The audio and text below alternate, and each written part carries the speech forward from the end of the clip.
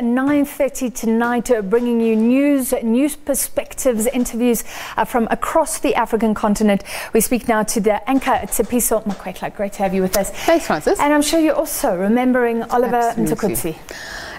Such a sad story, and I know personally I've interviewed him here at the SABC so many times. He's been a guest of so many shows here at the SABC, and of course you know we have a bureau in Zimbabwe, so we'll be speaking to our correspondent Effort Msekwa, who's spoken to 4 of Zimbabwe's top musicians about his life's work and basically how Zimbabweans are remembering him. We'll be speaking to 2 prominent musicians in Lesotho, that is Daza and Tsepiso, about their long friendship with him. As you know, today is the anniversary of Brahu Masekela's passing, and they've worked together. Incredible, they were friends, yeah. So it's a deeply poignant moment, I think, for Africa. Tell us more about your personal memories. He's been described as soft-spoken, soft-spoken, very humble.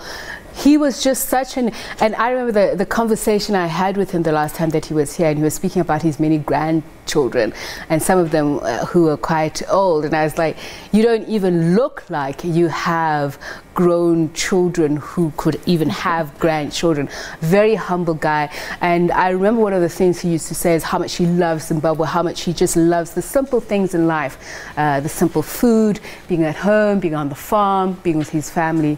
So I think for many Africans, they'll remember deeply his music, and that's what we were doing on African Perspective as well, paying tribute to him. So hard to describe how influential he was.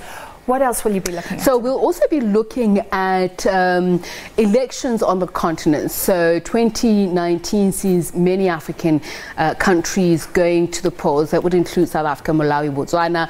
And we'll also be looking at the Ivory Coast, which goes to the polls next year. But it's very important, as you know, on the back of the release from the ICC of Laurent Gbagbo. So what does that mean for that country's elections? Alassane Ouattara, who's the current president, has said actually that he's eligible and is willing to run for 3rd term. Comes at a very sensitive time when people are saying that they believe that Gbagbo is the rightful leader of the Ivory Coast. Some of them are saying that on the basis of the ICC also finding that there was no collusion per se between himself and his youth leader after those contested elections. So we'll be looking at what the playing field is like and what the future looks like for Ivorians. All right, so don't miss African Perspective with Tsepiso Makwetla, 9:30 tonight.